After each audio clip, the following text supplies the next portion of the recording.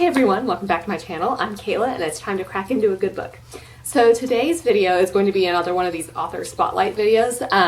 And today I wanted to focus on Seanan McGuire. I think the best thing the most common series that she's known for on BookTube at least is the Wayward Children series. So this is the first one, Every Heart a Doorway.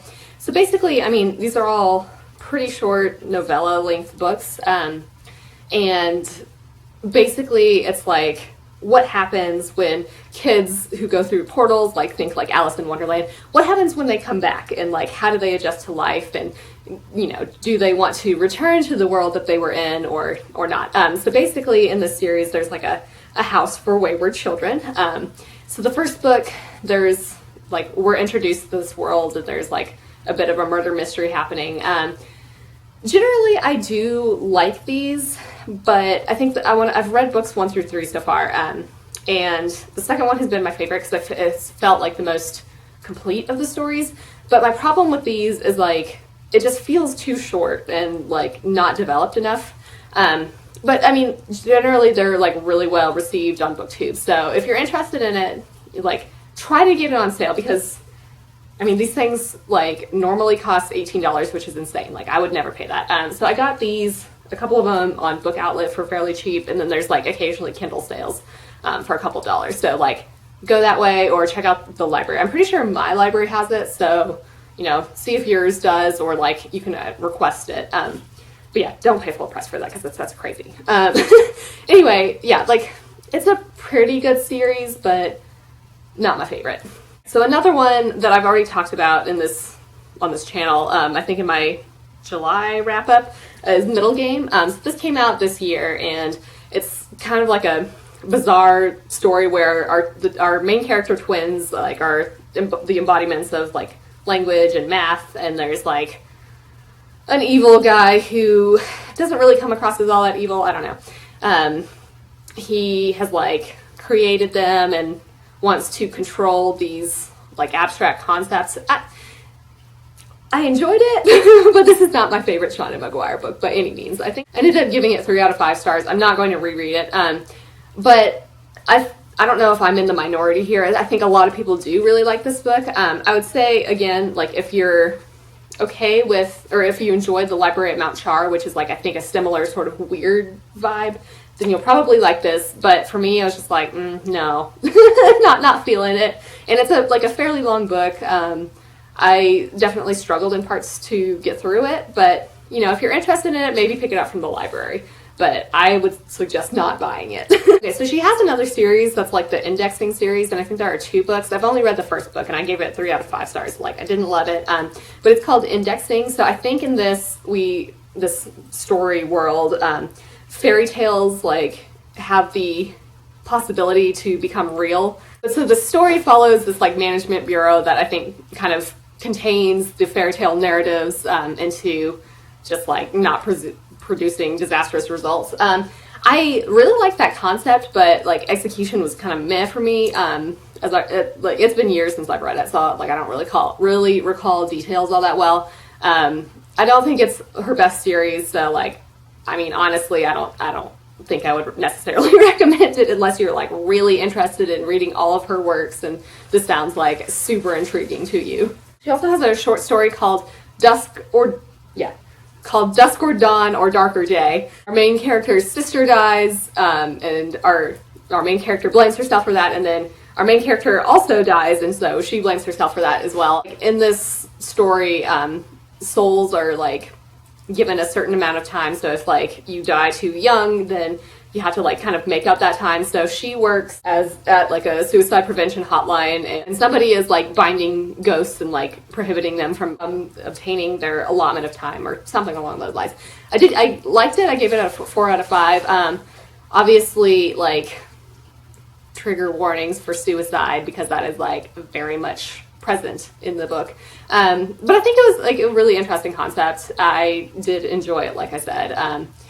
Again, pick it up for cheap if you can. I have mine on my Kindle, which is why I'm not showing it to you, but yeah, pretty good. Okay, I'm going to take a slight detour from the works that she publishes under her Seanan McGuire name, because I want to save the books that I really like for the last. So we're gonna hop over to her name that she publishes under for her horror books, which is Mira Grant. I've talked about 2 of these series in my infectious diseases video, so I won't go into too much detail here, but the first series that I'm going to talk about is her parasitology trilogy, and this is like, I mean, basically we have, it's in the future where we've eliminated all sorts of diseases by using like a genetically engineered tapeworm, but basically like the tapeworms decide they want to take over people's brains and control them, and like, I don't know.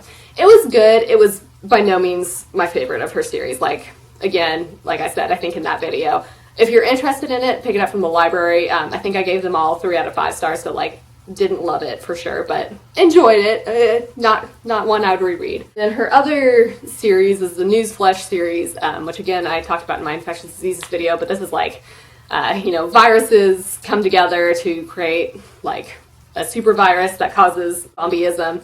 And so this is like following the zombie outbreak, and we are like news sources, bloggers, and you know, we follow them as our main set of characters who are bloggers who are like covering a new presidential election.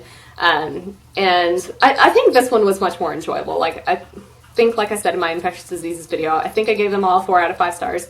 This little spin-off retelling it's like a retelling of the first story, but from other characters. Like, I didn't like that as much, but the short stories were really good.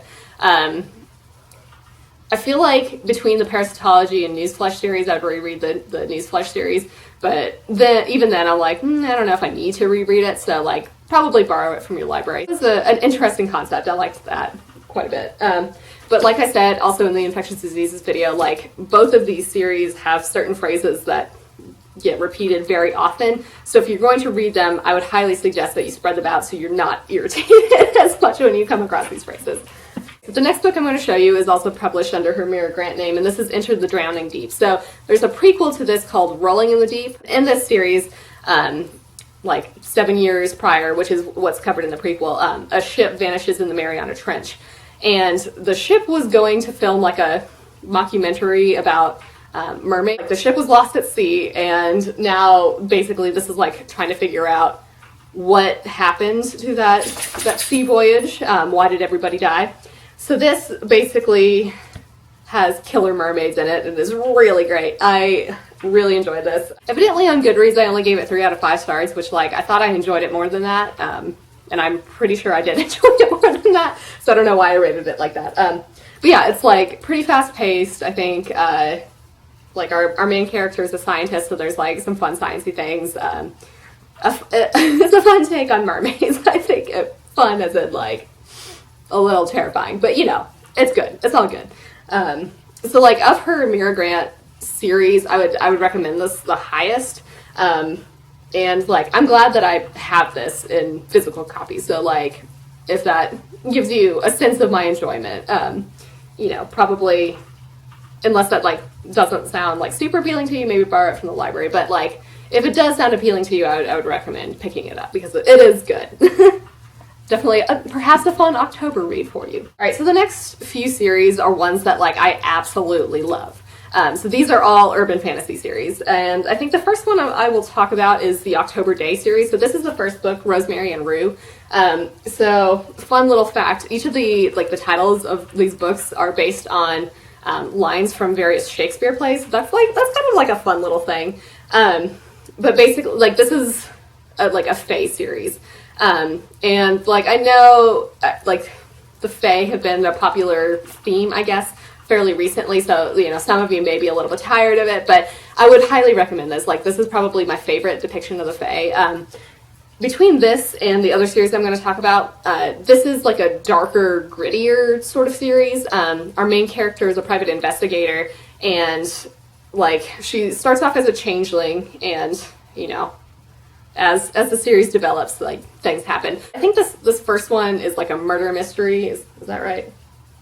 Yeah, this is a murder mystery, and she's like drawn back into the world of the Fae. But what's neat about this is like, it goes into quite a bit of detail about the various types of Fae. Like, there's like, it's heavily inspired from Celtic folklore. So we've got like will-o'-the-wisps, there's selkies, there's like the Caithshi, which are like cat Fae.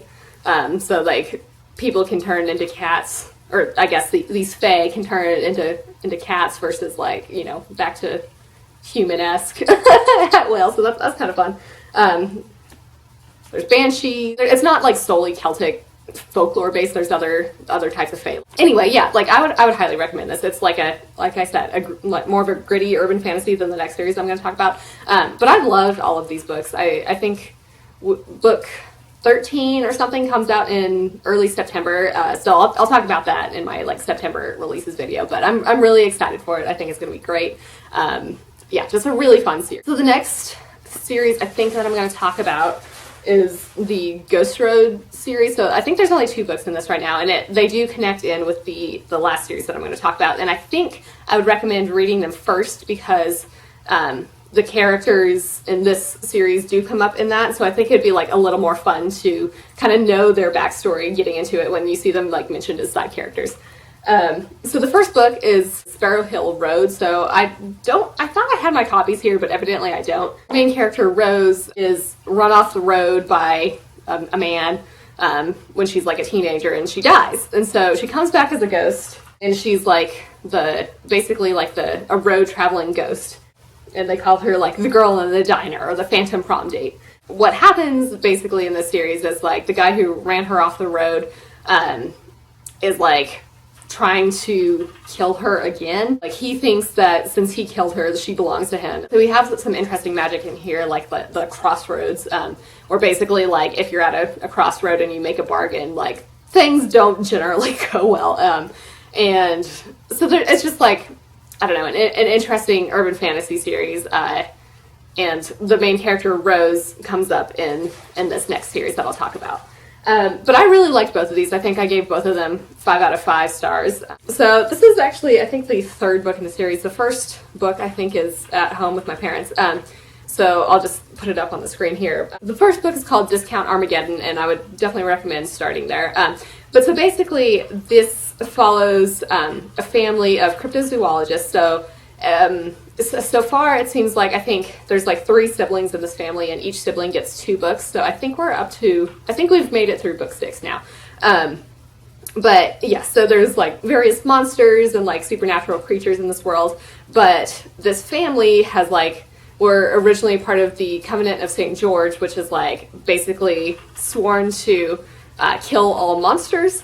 And like a few generations back, this family broke away from that because they're like, no, this is awful. Like some of these creatures aren't actually evil. So they swore to protect them. So it's just like following this family and their encounters with the Covenant of St. George and just like generally trying to protect these various creatures while living like normal lives, and also just being like kind of badass because this family is pretty kick-ass. It's great.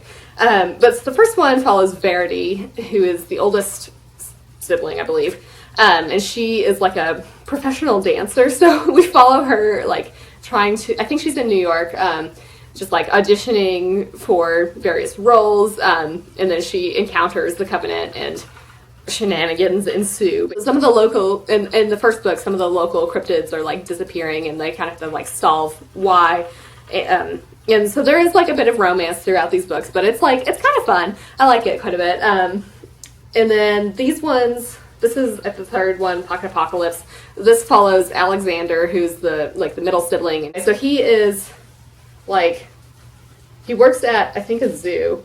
This may not be the 3rd book. This could be the 4th book. I'm not exactly sure. But I think he works at a zoo and like meets up with like an Australian cryptozoologist in the 3rd book. And then in the 4th book, which may or may not be this one, I don't remember, he ends up going to Australia, which of course is like, I mean, Australia already has horrifying creatures to begin with, so like their cryptids are kind of crazy. But anyway, this is a really great series. Like I said, in the Ghost Roads, talking about the Ghost Road series, Rose is like kind of a ghost aunt to this family, so that's like a fun little thing. So that's why I would say read those before you read these, just to have like that sort of background on it. But yeah, it's a great series. Comparing this with like the October Day series, this is like a dark, gritty urban fantasy. This is more of like a lighthearted, fun urban fantasy. Both urban fantasy, both highly recommended. I love both of these series, and I think the next one in this series comes out in like February or March. So I'm excited for that. But yeah, so these are all like mass market paperbacks, so you can get them for fairly cheap. But I would recommend picking them up. They're so much fun. It's so great. So I think those are all the books that I want to talk about. And I'm going to try to wrap it up here before my camera battery dies again. But I hope you enjoyed this video and continue to like this whole author spotlight series. So just, yeah, let me know what you think about it again. Have you read any of these books? Do you think you'll pick them up? Let me know in the comments. I hope you're having a good day and reading something excellent, and hope you enjoyed this video, and I will see you in the next one.